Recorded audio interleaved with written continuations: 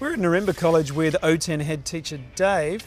What are you going to be showing us next? Jason, I'm going to introduce you to the staff and how to take a reading to it from the instrument we've just levelled. This is normally a two-man process on site. Would you like to give me a hand? Love to. Bring it on. Jason, I now just want to show you some features of the staff. If you could just lower that down for me. This staff is a 5-stage staff, so it has 5 sections to it. And you'll notice, if you wouldn't mind extending that out now, as you raise it up, it actually needs to clip in here at the back, and that clip is on each section of the staff. Also, you'll notice that the first section is in black, second section is red. It alternates up the staff so that the person looking through the instrument can see that we've actually extended, in this case, the first and the second section. So that's just a check to make sure that we've extended the staff properly. Second thing is, this is an aluminium staff. If we were working near overhead power cables, it would be advisable that we were using a fiberglass staff, and just in case we did contact those overhead wires.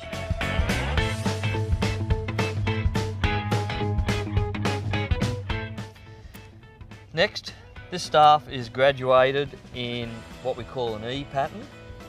And on building sites, we tend to take a lot of measurements with this measuring tape. The tape is graduated to millimetres, and that is generally the order of accuracy that we expect on most activities on site. No different to reading levels. We actually take levels in metres, but to 3 decimal places. So we're getting down to the millimetre. Unfortunately, the staff is only graduated to 10mm sections. If we place the measuring tape on the staff, we can see that, for instance here, that line there is actually 800mm, or 0.800 metres. These 10mm blocks mean that is a reading of 0.810, 0.820, 0.830, 0.840, 0.850, 60, 70, 80, 90, till I get to 0.900. But I've said we need to read to the 3rd decimal place. So we actually need to interpolate, in other words, estimate, at what section or what millimetres we are reading when we're in one of these 10mm blocks. If we're in the middle, that's quite easily. If we're in the middle of that section, that would be 0.8, 0.85, 0.855. Okay, Jason, let's go take a reading. But before we do, I'll just make you aware of a couple of things. First off, I need you to make sure the bottom of the staff is clean so that I'm getting an accurate reading. Secondly, when you're holding the staff, that's lovely. Keep your hands clear of the face of the staff so I can see all the graduations. And thirdly, I'm going to get you to wave the staff, rock it just forward and back of vertical. I will know when you're in the vertical position.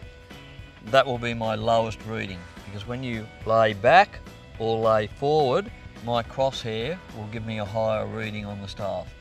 You may not be holding it in the vertical position if you just hold it like that, and I can't tell if you're leaning forward or leaning back. So by slowly waving the staff, I will know the lowest reading is the one I'm after. Now we're going to take a reading to the staff. Jason's placed the staff on a peg that I want to get the level of, so I'm going to look through the telescope and obtain that reading.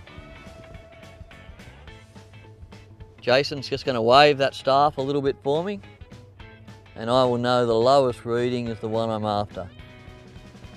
And my reading is 1.372. So I'd just like to show you now where that reading is on the staff, which is about there on the staff. 1.3, 1, 2, 3, 4, 5, 6, 7. And 2mm, 1.372.